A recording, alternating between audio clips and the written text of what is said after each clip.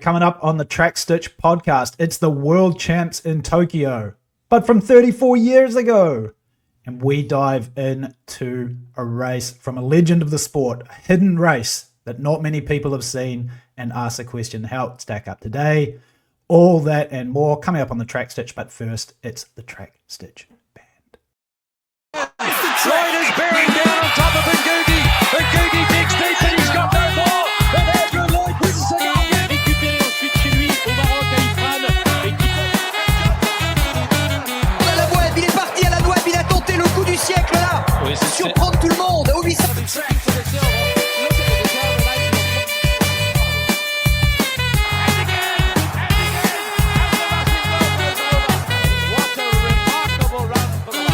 Final of the men's 10,000 meters in 19. Not the ball out, who it looks to be.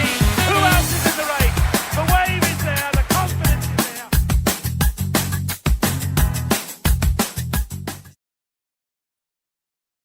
there. Okay, recording this one. It's Friday, the 5th of September. The venerable Shane Rohde. How are you doing, Shane? Oh, mate, I'm excited about this historical angle. This is a historical podcast. This is where the real juice is for me. It evokes memories of a young Shane Rohde in the mid-90s, and this is just outside of that window where you were sort of like 10, 11, so you looked back, but it was only a few years back. Very exciting. No, I know, yes. And so basically what Shane is alluding to is we are the people's podcast here at the Track Stitch. And we listen to the feedback of our huge audience. Of our huge audience base. And basically the fans have spoken and they said, guys, you're pretty good at analyzing these races. You're probably about the third or fourth best crew that does it. We want to see you go back and check out some of these older competitions, give your thoughts on that kind of stuff. That's where your excellence is. That's where your pedigree is. And so we've listened, and that's what we're going to try to do today. Shane, I've probably broken a million copyright and infringement kind of stuff here. But the good news is you're a lawyer, so you're going to take care of it if it all, turns to custard. Yeah, well, let's just hope they don't file proceedings, because I think that might be beyond my pay grade in that area. But hey, well, we'll see how we're still here. We're still here as we stand. Hey, so yeah, as I said in the intro, we'll kick it off with the Tokyo World Champs, but not from this year. We go all the way back to 1991. It's 34 years ago, if my math is not serving me correctly. And a pretty awesome World Champs. It's the first one of the 90s. It's sort of a new era for the IAAF at the time. It's the first of the World Championships that would then be held on a biannual basis, so every 2 years, because of course 83 for Helsinki, 87 for Rome. And you and I were only just wee nippers at this point in time, 10 years old, right? Yeah. Not too many memories of watching maybe the World Champs then in person, but obviously as we've come to love the sport and get into it, we've begun to appreciate just what a great championships this was. It's the first championship, isn't it, Jace, that's sort of talked about in mythical terms, the 91 Tokyo World Champs. Nothing really prior to that. I referred to Oita winning a race in the 80s, or Cram winning the inaugural 1500, but nothing 87. Yes, but in terms of concentrated sort of canon of material for analysts like ourselves to dissect, your star power, sit on the couch and talk about Tokyo 91, the emergence of Morse Lee, the beginning of that just halcyon distance record splits that started around that, Yeah, exactly. For whatever reasons. Yeah, they just got a lot better around 91. Yeah, no, I mean it was also a very modern World Champs, which kind of befitted the location in Tokyo. I mean, when you go back and you look at the footage, there's a lot of like really cool sort of camera angle stuff. There's like one thing I always remember is they around the first curve, they would have like a sort of a zoomed out shot, and then as the guys came around the curve, they would zoom in really quickly onto the athletes. It was awesome. And I was reading the other day that it was kind of a an innovative or revolutionary championships in terms of it was the first time that they showed like the sprinter reaction times up on the wow. main scoreboard in the stadium, and they also showed like the long jump, the plasticine, the stripe of the foul jumps, etc. So, back in the past, the spectators in the crowd, they would obviously see a white or red flag go up. If the red flag went up, they didn't really know how far the athletes were potentially over the board, and they were doing this in the stadium, so also the athletes could see. So it was a real cool championships, and just like you said, a very kind of typical and sort of, it was like a blueprint championships, what we would later see in the 90s, which was kind of like the the peak era, I guess, of track and field maybe on the circuit, apart from now. But it was a great era. It was a great era. Yeah. Hey, so what we're going to do today is we went through and we picked our viewer feedback as well, because we are the People's Podcast, and we went through and we picked, or we had some discussion about our top 10 moments of those championships. And we've got a bit of a treat for the viewers coming up in the top 5. But should we dive into the list of the top 10 track stitch moments from the 1991 World Champs in Tokyo? Let's hit it. Okay, so coming in at number 10, Liz McColgan wins the 10,000 meters. Why was that significant? She is the first, or was the first, and still the only Scottish woman to win a gold medal at the World Champs or Olympics. And it was, I guess, also as well, it was important, or it was historic in the fact that she beat the 2 Chinese athletes. And I guess if you wanted to put on your conspiracy hat, you could say that sort of, obviously in 1992, things got really big in China in distance running for that Ma Junrun distance running crew. But it was sort of like the first major championship medal for a British woman over a distance like the 10K, which obviously now is dominated by East African athletes. Any thoughts from your side? It was a great performance by McColgan. It was, and this was an era, and we're only seeing it come back, sort of go full circle back to this now, where European athletes were at the forefront of distance running in that period, particularly on the men's side. But is McColgan like a superstar? And it was, I think, in a period in terms of the cultural evolution of African societies where their women were very subjugated and weren't even able, from what I've read, to really get a foothold and be treated as athletes per se that have the same access or ability to enter the European scene circuit as the men. So the African women were far less prevalent on the scene than they are now. Yeah, it's like when we look at the results, actually, there's very, very few African athletes on that 10K result list, which is kind of crazy considering, when you look at it now, that it's just dominated by the Africans, and in particular East Africans. But McColgan, again, we've got a lot of Scottish viewers, I know. So she's a folklorish type figure in Scotland. Obviously, her daughter's a very good athlete too. And we felt that was worthy of making the list, a pretty significant moment there. Well, particularly because I remember when Craig Buster Mottram won that medal in the 05 World Champs, I believe it broke I think it was from Bauman winning the Olympics in 92. I believe it was the first medal by a European athlete in the men's side in a distance event since 92. I may be not perfect on that. There may have been one other, but I believe there was something like 48 medals up for grabs in that period. And I believe there was no one from Dieter Bauman in 92 to Craig Buster Mottram in 2005. So if you think about that, the significance of McColgan's run, that is a better context to sort of appreciate the significance of that performance.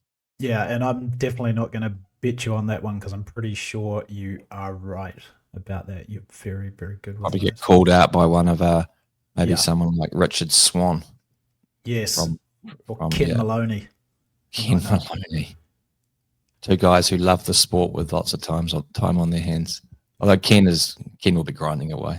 Won't you, Ken? As always. Working on that, tucking that elbow in. So moving forward, great performance by McColgan. Number 9 on the list, we've got here the men's 4x100 meters world record by Team USA. Being fair here, we're really just we're really warming into things, and it's kind of crazy that we've ranked a world record performance 9th on the list. Just almost like a classic. Was it a 37.40? 37.50. 50. Yeah. Just they'd actually broken the world record a few weeks earlier in Zurich. Yes. There, and just a classic 90s team. Carl Lewis, Leroy Burrell, Dennis Mitchell, Andre Kaysen, all great names of the 90s American sprinting. And this was also at a period of time when the US teams, just in general, across both the 4x100 and the 4x4 asterisks, hint, were extremely dominant in this era. So I think we threw it in there just because it was a world record and just a great team.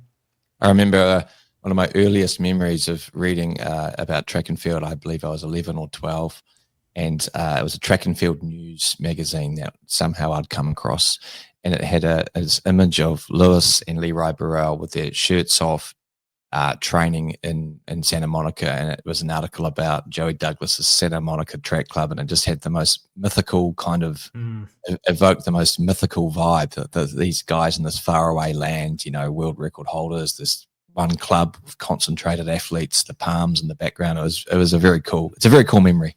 Have you, by the way, like quick side note here, have you ever seen the race where the guys wear basically the brown leotards? Yes. And they look like they're running around the track naked. Yeah. Yes. Yeah. It's if the viewers haven't seen that one, you have to find. I don't know where it's from. It might be Lausanne or 4x100. They run a real, or Brussels back in that sort of early 90s or late 80s, where the brown leotards like that. I think Maurice Green a few times too wore the brown bodysuit. Yeah, all time. All right. Okay. Moving on. So number 9, the men's 100 meter, 4x100 meter world record. Number 8, this is a really interesting one, especially from my side. And we've got here the Tokyo Track Magic Carpet controversy. Do you know much about this one, Shane? I know about it to the extent I read your notes from yesterday, but no, I don't. Okay. So there was a bit of a controversy with the track here. And so much so that after the event, there were a number of experts were claiming that any world records and some of these great performances should not actually be ratified by the IAAF. Apparently the track was too hard, which when you think about things in the context of today's landscape, is kind of ridiculous because we've gone the complete opposite way, where the Tokyo track in the Olympic Stadium for the Olympics, which happened in 21, was obviously very bouncy, right? And that was attributed to some of the great performances. But this track surface was rock hard, and we had some great performances in sprinting and jumping events that we're getting to in our rundown here. But it caused quite a stir at the time, and I did a little bit of research into this one because I did remember in 2007 there was a similar situation at the World Championships in Osaka, where the track, not the track designer, but the guy who was the head of the company who installed the track, I think it might have been Nishi Corporation. They said that there was also something very special about the Osaka track. It was, it didn't absorb heat as much. It was, softer on the bottom, firmer on the top. And I actually ran on that track a number of times, and to be honest, I didn't even think it was that good. It certainly wasn't the best track I'd ever run on, but in researching this a little bit, it wasn't a Mondo surface in Tokyo, which was, for the viewers out there, we're not insulting anyone's intelligence, but Mondo, obviously, the way that they lay the Mondo tracks, it comes in like a roller carpet. It's kind of got this, sort of ribbed honeycomb design under the surface, which gives it the bounce. And that's different from the sort of the Konipura Rekatan style tracks, which are just poured urethane. And what I found out about the Tokyo track is the one difference is they didn't actually put like the rubber chips on the top of the track. So you know how when you you go down to your first school meet, you rub your hand over the track and the rubber chips come off. They didn't do that, and what that served to do is it made the track not as durable. but it also made the track less cushioned and therefore firmer, and they attributed that to the sprint performances. So a little bit of controversy there, but in the end of the day, and also as well, apparently there was a like an IAAF standard for track hardness that the track did not conform to, but they still went ahead and ratified all the records anyway. Yeah, I just thought that was a pretty cool story from that's super interesting. Yeah, absolutely. I just can't really add anything because I don't have much of the brain. It's more your wheelhouse. Yeah. Okay. So number 7, we've got here the 100-200 triple double on the women's side. What does that mean? Fun fact here.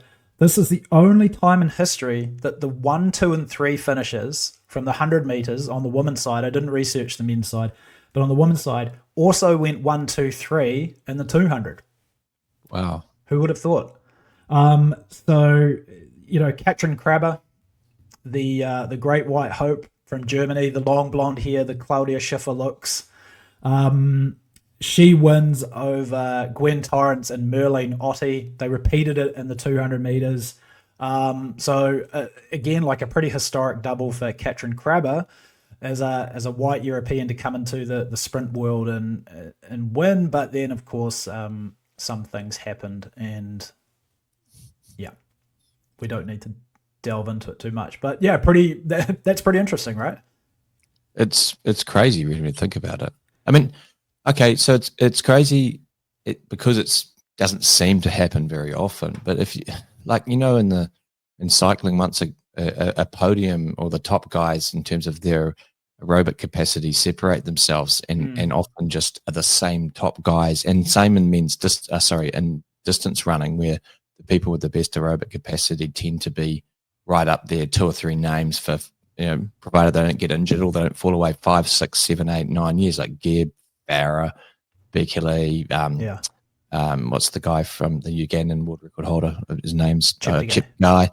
But in sprints, it's obviously it's more finicky, it's more dependent on the start. But it's surprising. It's when people like obviously Bolt had that happen for a number of years. Tyson Gay, if he didn't get popped, probably would have been right. Gatlin. But it's surprising it hasn't happened more often.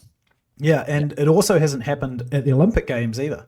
No. So I went back and looked there. There's never been a 1, 2, 3 repeat from the women's side, from the 100 to 200, even though all these athletes typically double. So just a real anomaly there. But once again, some classic names of the 90s. In the 96 Olympics, in the men's side, you had Bailey first, Fredericks second, and Bolden third. And in the 200, you swapped out Bailey for Michael Johnson. Right. And I believe Fredericks was second in Bolden. In fact, I know in the 200 there was. So that's almost pretty close. Right? But it shows how difficult it is to do. Right? Yep. So Krabbe's times 10:99, 22:09. Hey, want to throw in there quickly? I have a quick Merlene Ottey story. I ran at a small meet in the north of Germany called Cuxhaven. This was back in 2006. And my flight, I don't know where I was going next, obviously a small meet. I was flying out of Hamburg airport. And I get into the car and they say to me, hold on, just 5 minutes. We're waiting for one more athlete who they're going to drive to the airport as well. Guess who it was? Merlene Ottey. And so I sat in the back seat of this car, just me and Merlene Ottey. We drove I think it was 90 minutes from this little small seaside town called Cuxhaven through to the airport in Hamburg. And she was very, very nice. I think she was sort of who on earth is this guy here? But I kind of wish I'd drummed up a little bit more confidence to have had a bit of a yarn with her, because she is an absolute legend of the sport on many, many levels. And again, like a quintessential sprinter of that era throughout the 90s, like involved in many, many sort of huge moments in the sport. But yeah, so I got to spend 90 minutes within a few feet of Merlene Ottey back almost 20 years ago. It's a good story. Yeah. I wish it was better, but it's not. Moving forward. Number 6. Now, this is really difficult because we thought we would go... This was tough for us because we're 800-meter guys, but we thought we'd be impartial with number 5. This was tough. But we've got here number 6, Billy Kinsella, the Mercurial World Championship specialist. And we'll talk about why he was so mercurial in a second. Fun fact, father of Youssef Said Kamal, Shane, formerly Gregory Kinsella. The former sports game, the since disassembled sports gambling syndicate from 2009 of fortune. Yeah, exactly. I had that right here. Destroyed the sports betting syndicate single-handedly. And here's another super interesting fact I found out about Billy Kinsella. He was the pacemaker for Seb Coe's 141.73 run in Florence back in 81. How awesome is that? Billy the Kid. So this is why he was so mercurial, and this actually ties into a question that's sort of been floating around the athletics world today with respect to Jakob Ingebrigtsen, right? So obviously Kinsella won in Rome in 87, 143.06, and he barely raced through until these champs almost 4 years later. So I did the research here. One race in 1988, right? Ran 3 races, and that was 148, by the way. 3 races in 1989 with a best of 146.3. 1 race indoors in 1990. And then get this, he comes to the World Championships in Tokyo without a race in 1991 and goes out and wins the world title. How awesome is that? It's incredible. That's incredible. And especially in the 800 where you'd think you'd have to be pretty sharp. Yeah, and that ties back into, obviously, the situation with Jakob Ingebrigtsen, who's just announced that he's going to be running in Tokyo, and people are wondering, can he actually win a world title? And I think one of the questions out there was, has any sort of top star of his level and magnitude ever come into a world championships having basically not raced the entire outdoor season and won, let alone done well? And I think the name that certainly sprung to my mind was Elma Zayana, the 5K, 10K former world record holder from Ethiopia. I think she did that in 2017. But it turns out that Billy Kinsella, in our very own event, the 800 meters, did this all the way back in 1991. I wonder whether, haven't looked into it, but I wonder whether the depth, the men's 800 around then wasn't. I feel like my knowledge of the sport's pretty good. I just feel it like that means 1500 right now. It's historically deep. Yeah. Right? Yeah. But I will say this, he still ran sub one. The time it was maybe 143.91, or I think it was definitely sub 144 to win. So, still a incredible performance by Billy Kinsella, the late Billy Kinsella. All right. Is it time for the top 5? Hit it. Shall we do it? Okay, so we've got a treat for the fans here. First time ever on the podcast. We're going to try and do we're going to try and add some video into this one. So what we've done is we've got the top 5 here. We'll watch a short clip of each of them, and then we'll do what we've just done with a bit of analysis. So without further ado, drum roll. Here it goes. The top 5 moments from the 1990, or the top 5 performances, top 5 moments from the 1991 Tokyo World Athletics Championships. Coming in at number 5. Here we go. On cue. Outside is Greg Foster, a little matter of 13 and a bit seconds away from his 3rd world title.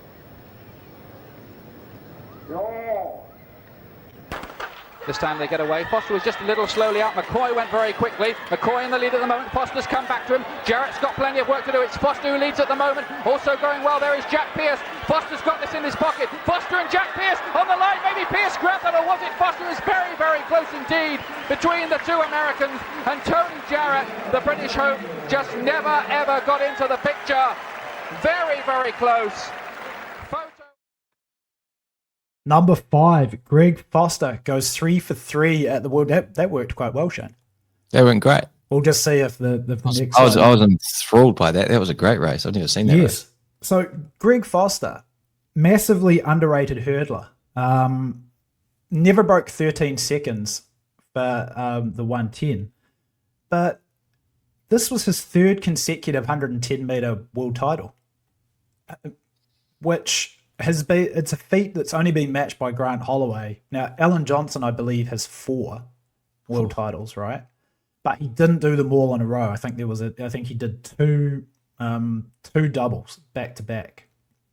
But the reason why that's so significant, obviously, is what we mentioned at the start, is that the world champs were for the first 2 renditions were 2 years apart. So that means Greg Foster won his first world title in 83, his second world title in 87, and then his third world title in 1991. So over a space of, 9 years, 8 years, 9 years, like just an awesome achievement. Incredible. And he won silver in 1984 behind Roger Kingdom in LA, and he won this world title at age 33, which is absolutely incredible for an athlete in this particular event. The hurdles, it seems to be a bit like perhaps the opposite of what we're talking about before, saying sprints, where if someone gets ascendancy, they like, how many races did Ed Moses win in a row? Was it like 80 or 48? Yeah, it was a lot. It was crazy, like almost a decade.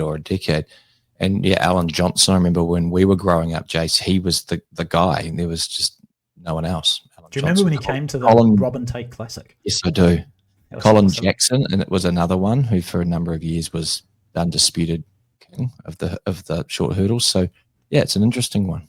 And I think also as well, because it's such a technique-based event, we're not hurdles experts at all, but it's one of those events where your technique and your timing, etc., which doesn't leave you as you get older. In fact, you get better. Yes. It becomes just as paramount to running fast as, like just pure raw strength and power, which is why you typically don't see guys in the 100 meters, sprinting well into their 30s.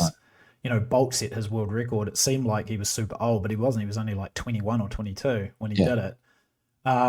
But yeah, and I think we're seeing that now. So anyway, Grant Holloway is on the cusp of history here. If he can get it done in Tokyo, this would be 4 in a row.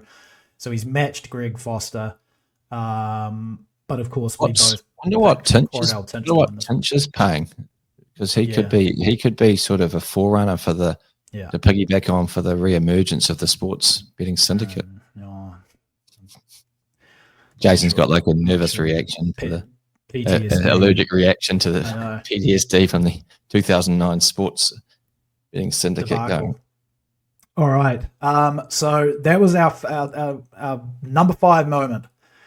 And now, without further ado, let's see what we had ranked at number 4.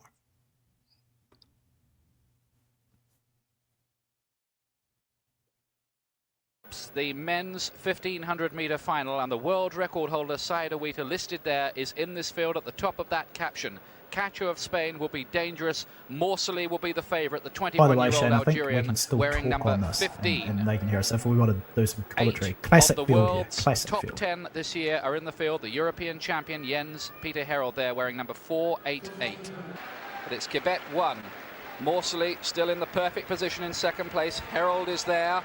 In third, he'll be dangerous. Cacho making a forward move, the Spaniard who was silver medalist in the world indoors. Then Awita coming on the outside as they get the bell at this time. 241.30. Here it is. Look at that shot. And now the race is really on. And Morsley has gone to the front. Look at Awita trying to hold on to him representing here. the old guard. The world happens. record holder is the challenger. But Morsley now is really starting to stretch his legs, and he's going for home here. Awita doesn't look to have that much speed, and Karachi's gone past him. Herold is third. Cacho is also still on the scene. Napoli looks chopped for speed. You can forget the rest of them. 200 metres out in the World Championship 1500 metre final. Watch what happens right at the tape too with Jens Peter Herold. Herold. Decisive looking advantage unless Karachi can deliver some kind of challenge in the straight. But it's Morsley 1, Karachi's in second place. Herold's gone third. Awita's dropped right back. Cacho's in fourth, but Morsley's sprinting away. He's brilliant, this young Algerian, and the 21-year-old is the new king at 1500 metres. Gold for Morsley, silver for Karachi, and on the line, maybe Fulbrugger just nicked it away from Herold. That'll be a photo. And 3 minutes, 32.85. And Morsley, the gold medal favourite, delivers in emphatic style. So classic 90s 1500 metre race there. And How the hell did he lose Barcelona after watching that? I know. I mean, because I was just getting into it. That was sort of like 11 or 12. And I remember that theme music and watching Barcelona, and I knew it was like an upset in terms of the media. And I remember that image of Cacho storming home and then like hometown hero wins. But I knew that Noureddin Morsali was a world record holder, but I didn't really know, of course, as an 11-year-old, the emphatic fashion he'd won that Tokyo race, and that made him just an absolute landslide favorite, didn't it? Like the way he destroyed them there. He was laughing with 50 meters to go. I mean, 51.55 for the last lap, and he didn't even look like he was. Nah, he wasn't even maxing hard. Like, I mean, that was awesome. So 3:32.85 championship record that lasted. It actually didn't last that long because it only lasted through until LG ran 3:27.6 in Seville. But only Coe had run faster at a major at that point, but he'd run that race in LA, and not that this is 2.5 slower last lap as well. Exactly, yeah, over 53 seconds. And this was, it's really interesting. We talk about, I had in the little dialogue at the start, the visual at the start there, it's the passing of the torch moment from Oita to Morsali, and it really was, right? And it's funny that we saw that throughout the 90s because we saw the same thing happen after Atlanta. Say with Morsali to LG, there's that race that you showed me where we found the other day that he basically switched them round, right? He's like, Grand Prix final in Milan. It was about a month after Atlanta, and of course Alguersuge had fallen, and then unfortunately for Morsali, in a way, Alguersuge came back incredibly motivated that Grand Prix final and beat him, and then of course all the questions were, would Alguersuge have won anyway over Morsali? We'll never know, but very similar situation here in this one. Like, you saw it firsthand, Oita right on the heels of Morsali down that back straight, but just couldn't hang on, and like Oita completely blew out. I finished second to last in this field. So he never really figured again over the 1,500 meter distance, and his career sort of tapered off here too. But just an awesome performance from Morsali, the first of 3 consecutive world titles, and this really announced him on the world stage. And we'll talk about it a little bit later, but just the power that guy had in the final lap, still to this day, is kind of unmatched. To be able to run those sub 52 and even sub 51 last laps in these low, 3:30 races is just something else. Yeah. All right. Moving forward to the podium. All right. So we're up to number 3. Shane, do you have any idea what this could possibly be? Of course you do. You saw the notes. So without further ado, this is the bronze medal from our top 10 Tokyo moments 1991 World Championships. Coming in at number 3.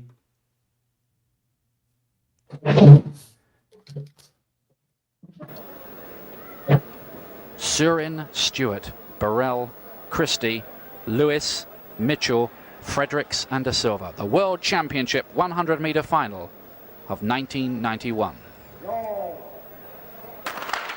And it's a first-time break there. Leroy Burrell quite quickly away. Sutu was Ray Stewart there. And Ray Stewart there. Now Burrell coming through. Is Lewis going to get there in time? Lewis gets it from Burrell. Lewis has won. And it's a new world record as well of 9.86 seconds. Look at the delight on him. Carl Lewis becomes the oldest man ever in the history of athletics to win a world or Olympic men's 100-meter final. The world record has gone as well, and it's just the latest achievement in the great career of Carl Lewis. Awesome. How good was that? I mean, how is the 100-meter world record possibly only the bronze medal position, 3rd on the list? It's because this is a distance and middle distance focused stream, Jace. Well, hold on and say just wait until you see numbers 1 and 2. But what an awesome performance from Carl Lewis! It was I put again the comeback from Carl Lewis. It was a bit of a sort of a misnomer there. Like, it was a comeback because kind of the Roger Federer of sprinting, isn't he? He's the most elegant. He's got the form, the long levers. Takes a while to get going, but he's a pure technician, and he's obviously a true nerd and geek of the sport. And and he's an unlikable figure in some ways because of some of the behaviour, particularly towards the end of his career. I mean, he came out to New Zealand, he was pretty aloof, but that was kind of like that was the sort of what those stars as part of their allure, this mystique. He's kind of like untouchable. But yeah, he was the guy for 15, 20 years, even a few years after he stopped competing. He was like that kind of the Michael Jordan, so to speak, of track and field, wasn't he? Carl Lewis. Yeah. And that was such an awesome performance right there. It's like it's a sprinting clinic. I remember watching all these old sprint videos because I wanted to get better at sprinting when I was young. And this was the race that they always referred to. It was actually narrated by Joe Douglas. You mentioned him earlier. Yeah. Just about how everybody in this race thinks that Carl Lewis finds this magical burst of energy and kind of kicks past, but it's actually the opposite. And it was his slower start that almost enabled him to be able to do this, right? Because he wasn't kind of using as much of that instant energy out of the blocks. He was able to maintain his form. But I think what's more impressive, it's one thing to say, like, we've all been in the positions where our coaches have said, hey, when things get tough, you try and relax. And it's one thing to like say it in theory. It's another in principle to actually do it. And to do it in a 100-meter world final just shows mastery of the event. So, the last of his world records in the 100, beaten by Leroy Burrell a year later, and then Donovan Bailey in Atlanta. But that was just a legendary race there. If you pause it at 60 meters, you'd think there's absolutely no way he's going to win. And the other thing too, it was just like a classic. Once again, I mentioned this earlier, a quintessential and classic 90s field. Linford Christie in there, Frankie Fredericks, Dennis Mitchell, Leroy Burrell, Carl Lewis. Doesn't get much better, eh? Unbelievably good. Except it does get much better because we've still got 2 more moments on the list. And I promise, as good as that 100-meter world record is, these ones are almost better. True fans out there will be starting to catch on to what they possibly are. But the only question is what was number 1 and what was number 2. So number 2 on the list is coming up right now.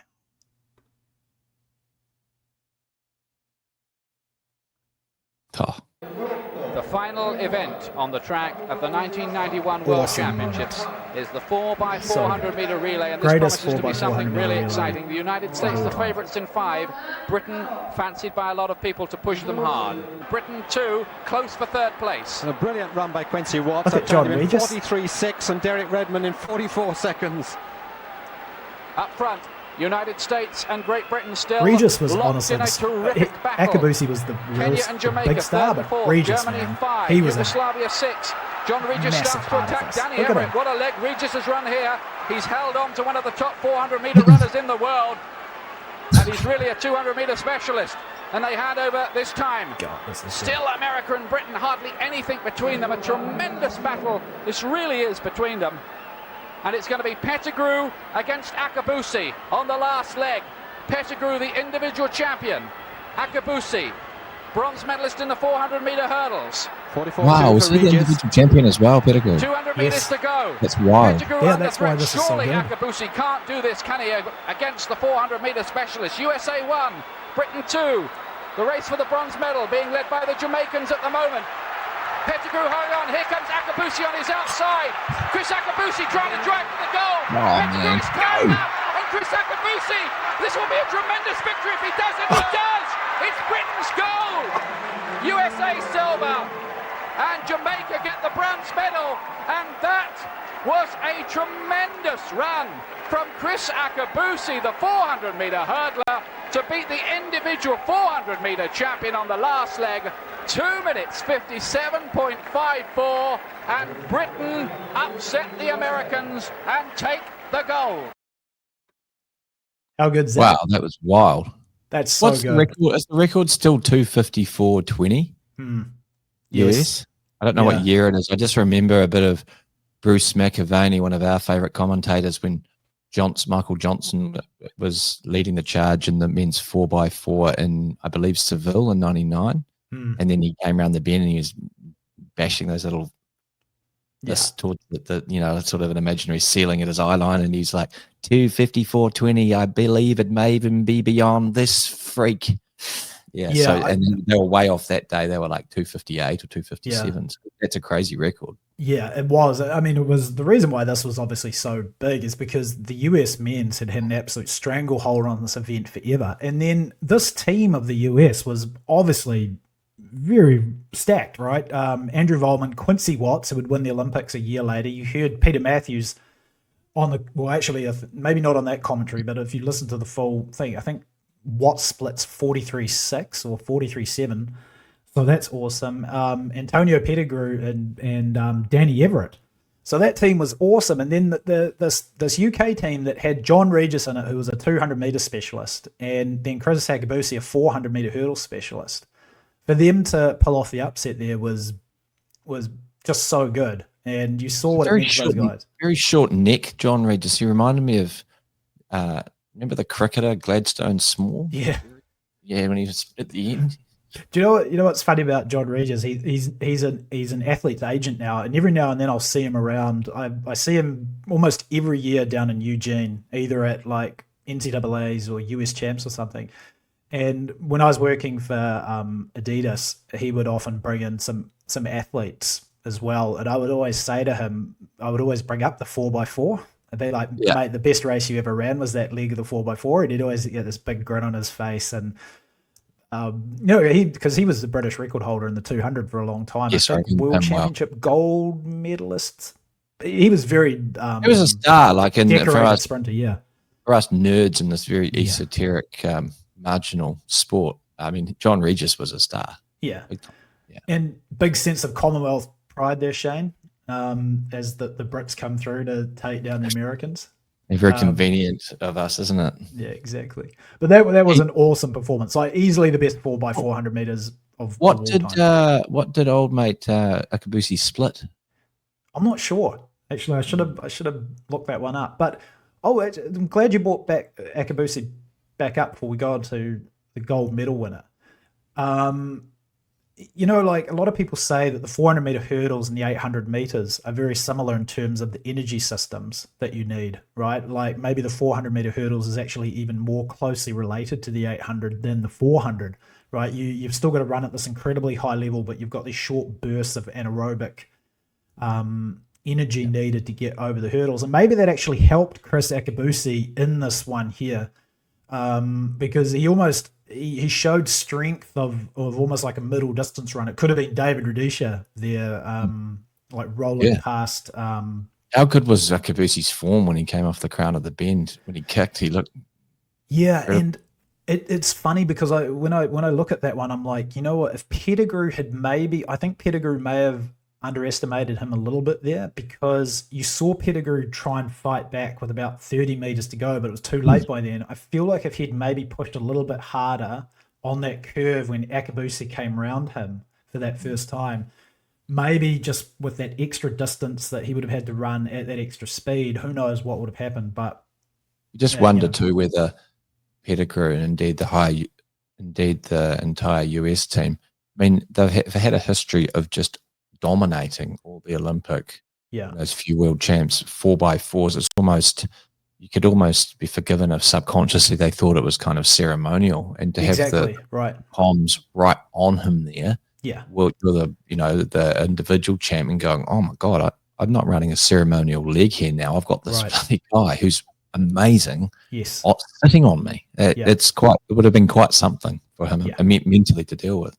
No, for sure. I think they just maybe a little bit of complacency, and Chris Akabusi with one of the great moments in his athletic career, and he had some great ones too. So he's a legend. Just an awesome performance. But now, number one, the fans have been waiting for.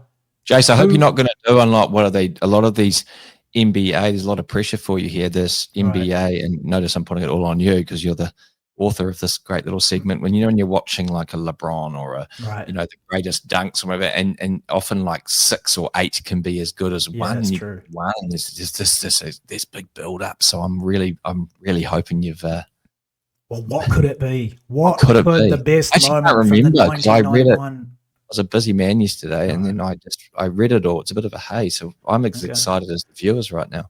All right, here we go. Drum roll. Without further ado, the Track Stitch, the most important athletics podcast on the internet today. Number one podcast for anticipated moment in our history, illustrious history. Number one podcast for New Zealand men aged between 60 and 65 from Napier, now living in Auckland. Without further ado, it is the number one moment from the 1991 Tokyo World Champs. And if you're an aficionado of the sport, you will know what this is, but it never gets old.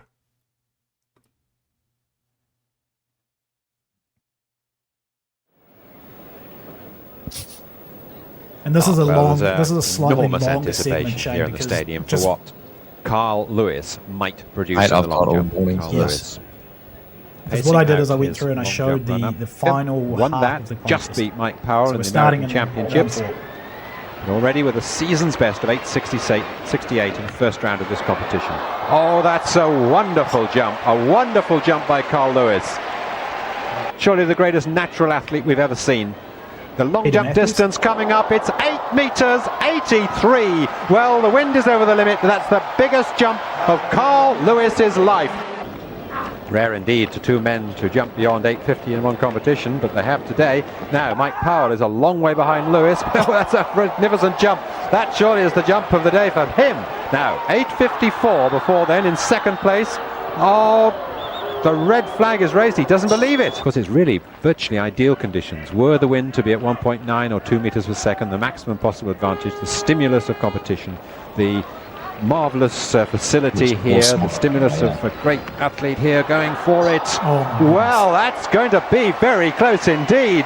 A magnificent jump by Carl Lewis. He's very interested. Never before have we seen such a display of long jumping, even by this man. 8:91, the longest long jump in history. What a shame that wind is a little over the limit, but that is undoubtedly the greatest jump we've seen. Go. Long jump, Mike Powell. So unlucky in the previous round to be denied a huge jump by a marginal no jump. Now what's this one going to be? Well, it looks like 9 meters. What's flag's going to be raised? Is he getting the red flag or the white flag this time? Fantastic performance here by Powell in response to Lewis's 8 meters 91. The wind is legal, 0.3 meters per second for Powell's fifth jump. It's the longest jump in history, 8:91, and he's being beaten. It's 8:95. Bob Beeman's world record has been smashed by Mike Powell. 5 centimeters added to that historical jump made nearly 23 years ago in the high altitude of Mexico City.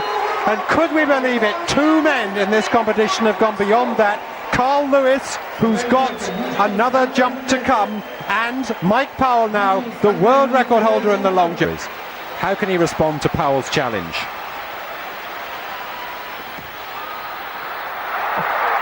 Just look at that. Just look at that. It's getting very close again. This is wonderful display. The wind is legal this time. It is the longest jump of Lewis's life with the legal wind. It's 8 meters 87, but it's still behind Powell. If final round, Carl Lewis. What a target this man has in front of him now.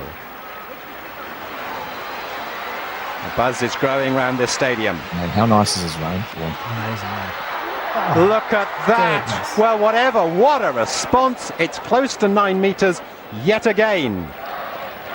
Congratulations between the two great men looking there. It's 8:84 and Lewis has to settle for the greatest series ever, but only the silver medal behind Mike Powell, the new world record holder and world champion in the long jump. Oh, Shane Roddy, exhilarating little dopamine rush to start my Saturday morning. How good is that? That's wicked. I mean, we had a quick discussion before coming on here, in fairness, over this. Is that the greatest single track and field competition? This is a standalone entity in the history of the sport. Is that hyperbolic? It's definitely up there. Oh, it's just grand theatre. And I was thinking about what you were saying about how they didn't have the the technology to show whether that was a legal jump or not. But in a weird way, it kind of built the suspense because they've done this big jump and you see is the wind legal, and then they're waiting, then the crowd roar lets you know Yeah, and then that awesome one when the red flag came and he's just like beside himself. Yeah. So that actually reminded me a little bit of that incredible moment in Sydney in 2000 with Ivan Pedrosa and Jai Taurima. Yeah. Obviously with Taurima being a hometown boy and a kind of a bit of a sort of miscreant character. It was sort of lashings of that. Although of course this was a much more elevated. Wasn't he born in? He was born in Gisborne, Jai Taurima. I think. He loved McDonald's. Yeah. Yeah, I think he smoked darts as well. Yeah. So, and again, going back to, is that the greatest contest ever? Obviously, we've seen some amazing epic performances on the track, but the thing that makes that so epic is that it is a field event. Whoever said field events don't matter in the sport. And so in a track event, when that awesome moment happens, it sort of, tends to happen in the final moments of a race, and then the race is over and that's it. But this was like just a series of those photo finish races back to back to back to back here. Just like the whole stadium completely enthralled by this. It was the long jump up the home straight. You could hear the crowd just going crazy. They had the full attention of the stadium. And, like the numbers behind Lewis's series are kind of mind-boggling, right? So he jumped 5 of 6 legal jumps, right? And I put them down here. His first jump was 868. That was a championship record, right? His last 4 jumps, 883, 891, 887, and 884. And his shortest jump, right, 868 in the first round, that would still be good for tied all-time 12 on the list. So it's still shortest the 12th best performance. And that was his quote unquote worst jump of the evening. So I don't know how you could possibly top that one as the best event from Tokyo 1991. You have any objections on your side? I've got none, but I have a bit of a segue. It's a little bit of a brain dump out loud, but it's in terms of glass half empty. It's sad that I've never been a huge Carl Lewis fan. I think because growing up when we were, really getting into the sport, and there was the big Ben Johnson thing, which in Standard 4 at Epsom Normal Primary was, Ben Johnson's evil, he's a cheat. And then all the stuff about Lewis starts coming out, and then seeing him at the Robin Tate in person. And there was never something, it was a sort of like, there was something unrelatable about him. But time is a great healer. And going back and watching that, it's just a shame that, he was such a student of the sport. He was such a technician. He wasn't just the fastest man in the world. He had that beautiful running form. He obviously loved the sport and his place within that pantheon of greats. And doing the long jump was a necessary adjunct to winning the 100 to be like effectively the greatest athlete in the world. Right. And the fact that we don't have people doing that anymore is a massive detriment. So why Michael Johnson and GST ever thought it would be a good idea to get rid of those events. I'll give one thing to Johnson. There has been, for whatever reason, definitely a decrease in interest. Like us Kiwis had Hamish Kerr win the high jump, but there has. It's just not. I can see why he went that way with it, but what a shame, because, like you said, that is just pure theatre, and it gives an event which has an ongoing inflection points on a sort of in a small space but consistent sort of, like inflection points, whereas a track race, like you said, is very one-dimensional in one sense. It's like it builds up to a crescendo, then it's over. Yes. So, it would be great to have like the top athletes doing like the long jump again. It would be cool. Yeah, I mean, this was back in this classic era where, now we've got 1,500 meter runners, the 5K runners, but this was back when the guys with the 8:15 runners and the 100, 200 guys, and, the 100 guys also did the long jump. It was just awesome. And Carl was such a special character because obviously he'd broken the world record on the 100 meters. So he was the best 100 meter runner in the world. And to have that guy turning up to do the long jump, I mean, it's the equivalent of Usain Bolt, right, doing the long jump. Can you imagine the interest and the hype around the long jump event if Usain Bolt, or even if Noah Lyles was a long jumper now? So, I mean, like Peter Matthews makes a comment there on the commentary that he's the greatest, natural athlete in the world. I mean, it's hard to argue with that point there. I mean, Powell's a specialist, and Powell probably isn't jumping that record without Lewis there pushing him. No, I mean, oh my gosh! I mean, how good is that world record? You can see it from Powell, and just in that final, like as he's just about to hit the sand, he just seems to somehow get his legs up even higher just to get that little bit extra. But like Carl Lewis to perform the way he did, like to not even miss like the takeoff board. Again, he fouled on only one jump there, and all of them were like long jumps, right? I mean, it's just it's a spectacular performance, and that for me, that's easily the best event from Tokyo 91, and it has a very strong claim to be the greatest singular track and field event maybe of all time, still to this day. Yeah, I think I've sort of not changed my tack, but I've always known he's a great athlete. But I might go and start watching a bit more kind of Carl Lewis stuff, because that was really cool. I loved it. Awesome. Hey, well, we said we wanted to do a slightly shorter podcast today. We're nearly at an hour. Do you want to do our little our final segment? We can go through this one quickly. What's the final segment today?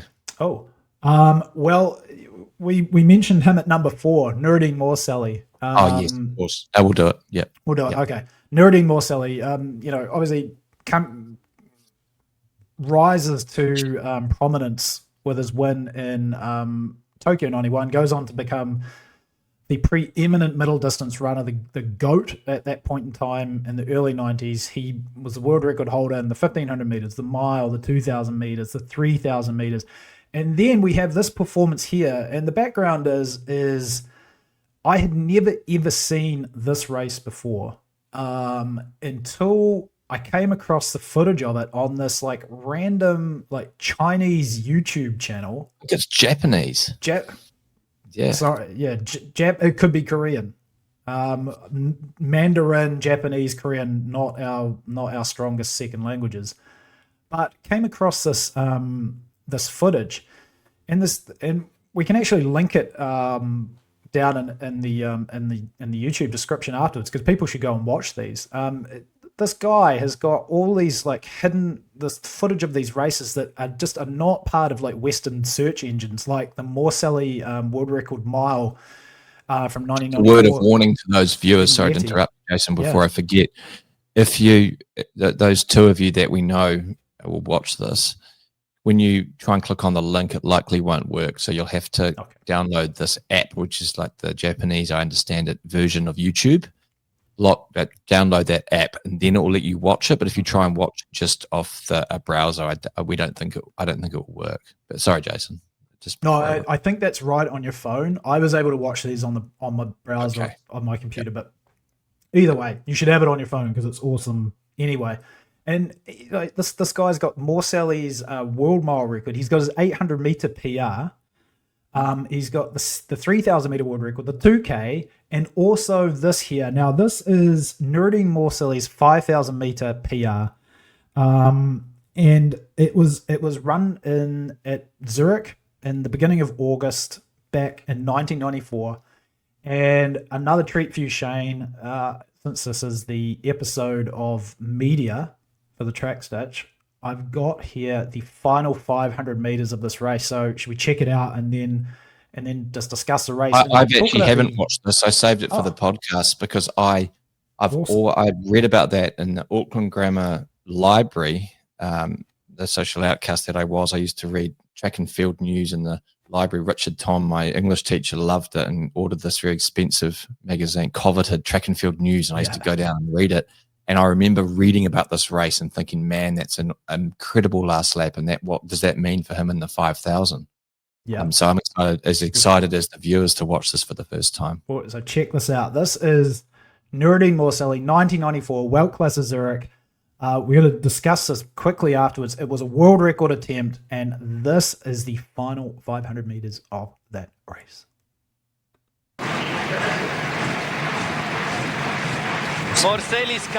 und dann Peter Baissa, auch ein Mann der Sport. Baissa. 500 Meter, letztes Mal auf der Zielgeraden. Bob Kennedy there back in 6th.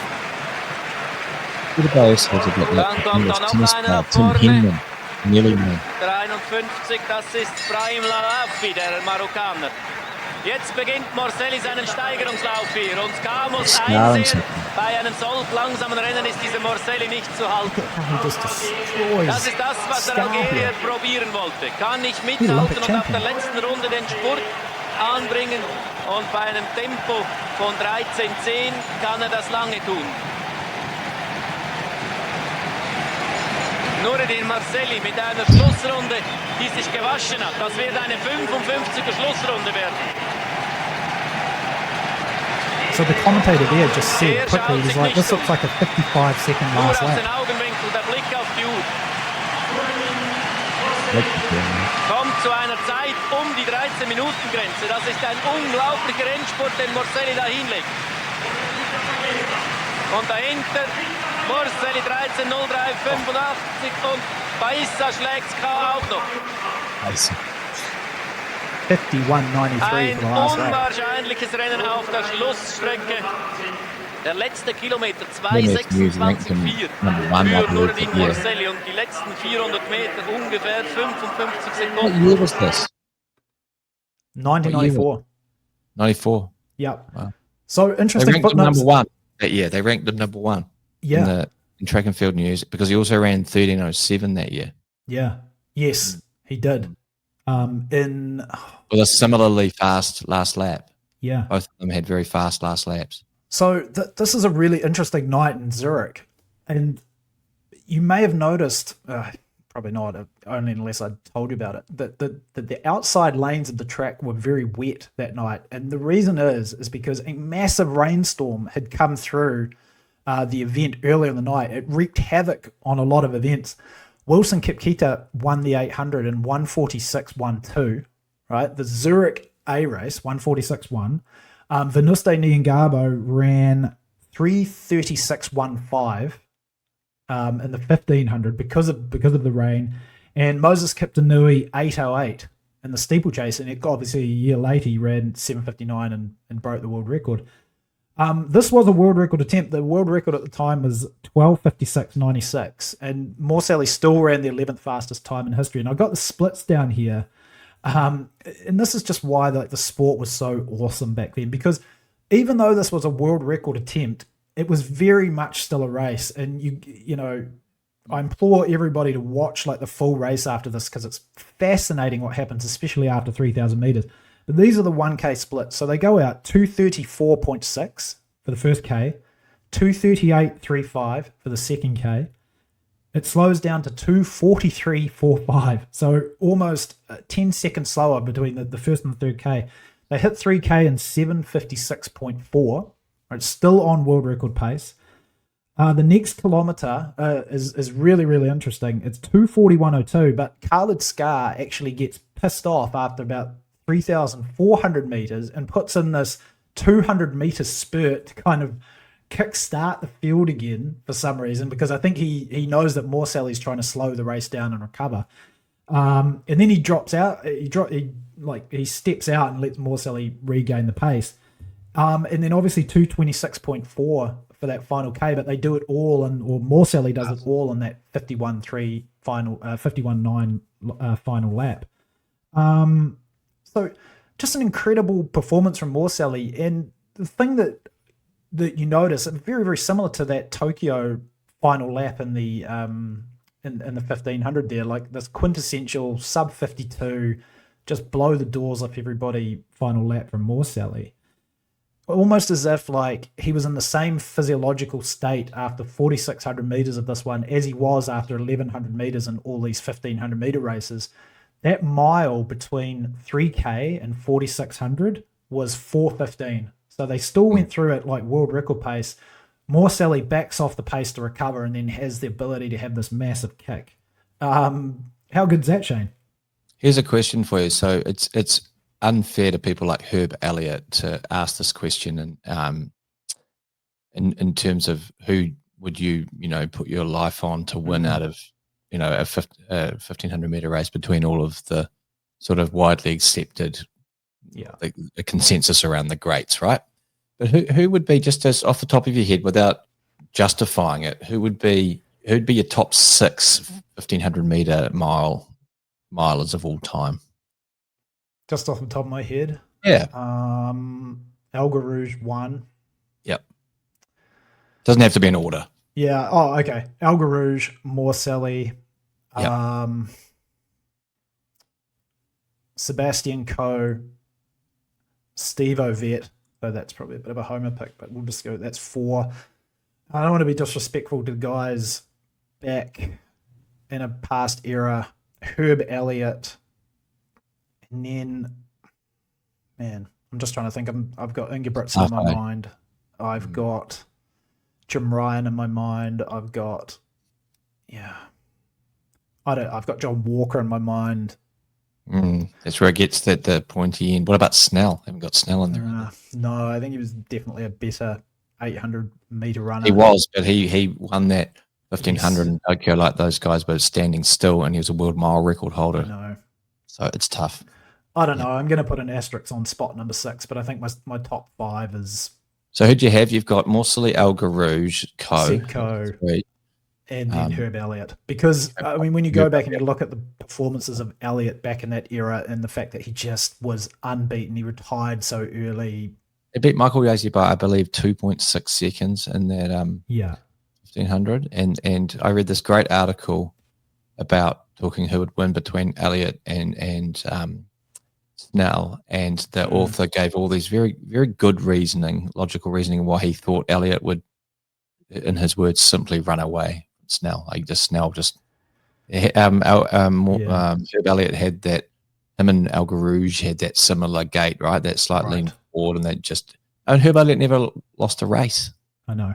He ran 147 for 800 on cinders as a junior, back when the track was like running on a paddock. Like, it's pretty crazy. Yeah. Yeah, it might be a subject for another day, like a top 10. Yeah, exactly. What about yours? Just quickly. Similar? Okay, just quickly. Morcelli, Alga Rouge, Coe. I don't know, but he's won back-to-back. He's the only guy, right? 1500. It's as we're seeing with Jakob in the modern era, that's possibly hard to do. No one else did. So you got Alga Rouge, Morcelli, Coe. That's 3. Herb Elliott, 4. Yeah. I think Walker, and that's not a loyal or a bias. I mean, he broke 350. He buccaneered a track into the stratosphere is cool. The longevity of his career, I think Walker. I think you make a case for Walker. That's 5. 6. I mean, Cacho's pretty up there as well, isn't he? Yeah, but do you put him ahead of Steve Cram, ahead of Steve Ovett, Jim Ryan as well? I mean, we both left Jim Ryan out of there, which I'm sure will. Neither Cram nor Ryan. I think it's hard to include them if they haven't won the Olympics. Yeah, that's true. That's true. Ovett didn't either, did he? I mean, there's Jakob. I mean, Jakob. Yeah. We're talking. Yeah. Hey, so back to this performance of Morcelli and what it potentially, gave us an insight into. Here's a question for you here. On this particular night, 13:03, that is still a really quick. It was the 11th fastest time in history. I think I mentioned that earlier, with a 51.93 last lap. I mean, is there anybody in history that can beat Morcelli if they got through to 1,200 meters in whatever it was, 12:11 or 12? I think it was 12:11 point. Is there anybody in history that can run? Do you mean 4,600? Do you mean? Yeah, sorry, 4,600. Yeah. And yeah, is there anybody that can possibly beat Morcelli on this night? Because I even went back. Here's some interesting stats about Jakob, right? A 3:26 runner, 7:17 in his own right. He's 8 seconds fast over 3K. Jakob winning in Eugene, 13:09, closing in 53.9. Budapest 13:11, closing in 52.6. But remember, he was absolutely pushed to the limit by Katir in that race. He was. And he then, wasn't good that year, though. He was a bit sick or something. He was a bit sick. Yeah. But last year in Paris, 13:13, closing in 53.6, chasing down Geber Hewitt. I mean, so, you just can do the basic sort of Occam's razor simple math on this one, right? Like these races, even from this guy Jakob, with faster 1500-meter chops than Morselli, more strength, and they just still seem in different ballparks to me. And the only other guy that I was thinking about who may be able to match this would have been El Garouge with his anaerobic power, but this is just an incredible performance from Morselli that pointed to so much more than just this particular performance, right? Also, it's 31 years ago. If you lined up that performance from Morselli against like Bobby Mills in 1963, it would be like laughably incomparable. So, yeah, I mean, I think that was my guy. The reason I asked that question about your top six, my guy out of all the milers, and like I said, we weren't around for the Herb Elliott era. My guy, my gut that tells me wins a lot of those races if they rerun them with, the time machine is Nordin Morselli at his best. Championship, not record assaults. I think El Garouge is the guy for that. Jakob in the 2000, 3000, but Morselli in terms of being there or thereabouts aerobically with these guys to hang on long enough, and then he's got that party trick where he gets those high elbows going and he starts pumping and he looks like the determination too. That's another thing. It's not just physiology. Otherwise I could just put them in the lab and say you've got the best. The way he attacks people with 300 to 500 when he starts to, as Bruce McAvaney used to say, look at him wind it, the champ's away, and the Ngabo try and stick. Can't now. Look at him go already. But he's the guy for me, is Nordin. Yeah, and of course you forget that he also ran 3:27.37 back in this era of no wave light. And crazy crazy appreciation of what they needed to do to get the pace right, Just basically I mentioned this earlier, but this was also why I think track and field was at such a great place back in this era too. It was a world record attempt, but again, it was very much still a race, right? Like, and it wasn't one of these world record attempts where it was like, hey, everybody else get out of the way, let this guy go and do what he wants, and nobody else bothers to try the pace. We saw that a little bit with El Garouge. We saw that a little bit with some of Gebre Selassie's world record attempts, certainly with like Bekele. But this was a world record attempt. And again, like I mentioned the splits, I'm not going to go back over them again, but like wildly inefficient splits, like just all over the place for this one. Yeah, but it's better because it's like... Yes, exactly. It's better. Yeah, it was a world record attempt that was still a legitimate race. And it was just awesome.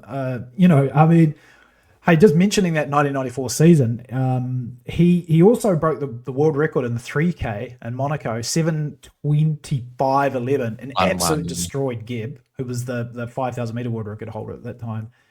And he also ran his 800 meter PR. I mentioned this earlier, 1:44.89 in Cologne, won by Mark Everett. I'm not kidding. You have to watch this footage. He's wearing a white t-shirt, and it looks like green sweatsuit material shorts. Like he looks like he's just played pickup basketball at the YMCA. He's Mark Everett. Yeah, and he won the 800, and Morselli leading off the turn ran 1:44.89. But final question. I mean, I know it's easy to theorize and hypothesize about all this kind of stuff. What do you think Morselli, if he'd really focused on this 5,000 meter distance and really given it a go, what could he possibly have run? Like, it's way under 13 minutes, but how deep? I think he's sort of similar ballpark to LG, that type of it, Right. I think LG's better than him over 3 and 5, right? He ran quicker and he's slightly more at the strength end of that, where his... you know what I mean? Where the vectors that he's performing off to get to the 326, 327. So not quite, but I believe El Garouge could have run quicker than he did. I think El Garouge could have run 12:43 probably. Would he run 12:48? Yes, but he only or 12:50. Was that? 12:50 because Stephen Cherono outsprinted him. Yeah. And Austria. So I think he could have run. Scared him off, didn't it? Scared him off. He didn't want to 12:45 then if he ran 12:50. Yeah, quicker than he did because he didn't run it a lot. And I think Morselli could have broken 12:50. This is back as well. It really meant something, when you like Paul Turgott ran 12:49. Like it wasn't like I don't think every man and his dog can do it now, but you've got like those young American guys who are bloody good, like Nico Young, but we're talking about Olympic champions, world record, prospects. Level talent, yeah. Yeah. No, I agree. I always thought, El Garouche 1250, in that one race, again, it kind of hurt him so much, the same way it did with the 3K, where he was just like, screw this, I'm just going to run the 15 in the mile for the rest of my career, at least in terms of really chasing fast times. But for sure, if he'd really committed to it and wanted to, he would have run under 12:45. And I agree with you, somewhere between 12:43, 12:45, I think. And then absolutely no doubt, maybe more silly, 12:47 high, 12:48. I mean, when I see that kind of performance, 13:03 with that kind of last lap, and I look at those early splits just all over the place and how inefficient they were, my gut feeling is just that's kind of like the level of what a 12:47, 12:48 guy was back in that day. But again, to answer that question, I don't think anybody can beat Morcelli on this particular day. I'm not even sure if El Garouche has quite got the anaerobic power to beat Morcelli, because he definitely couldn't run the last laps quite as quick. And I was trying to think of other guys. Gebre Selassie at his best doesn't have that kind of speed. Daniel Coleman, no, he doesn't have that pickup and turnover. Bekele, neither. Pretty special performance, and just a really hidden gem of a performance from one of the all-time greats. Should we wrap it up? We're nearly hour 20. Hey, yeah, it's always the way it goes. Murphy's Law, right? We said we wanted to do it a bit shorter. We've gone a bit longer, but it was awesome. We get all excited. That's the problem. We get excited. Keep all day. Just quickly, Tokyo 25, big news. Jakob has been selected. He's going to run. He's been selected in both the 15 and the 5. We don't know if he's actually going to run both. Of course, we had a bet on air last week in the podcast that I messed up. So did the bet really happen? We don't know. I'm happy to buy you a hot dog at the turn at TRE Links next time we're there. And unfortunately, from the US side, Yared and Josh Hoey both missed out in the Diamond League final. I just mentioned it. I screwed up the podcast last week. There was so much, so many fans writing in saying what was going on. We missed the episode. Shane and I did probably the best podcast possible on the Diamond League final, the best one in the world, or at least top 7. And then we get to the editing stage, and I realized that something had screwed up on my end, so we had to toss the entire thing. So I'm really sorry about that. And also sorry for wasting your time last week, Shane. But this one was a good one. This one was a good one. Awesome. Hey, man, that was great. Let's see how it turns out. And I guess I will see you this time again next week. Yes, mate. Same bat time, same bat channel. All right. Awesome. Then enjoy your weekend, and I will enjoy my Friday. Cheers, Peace, mate. Catch ya. See ya.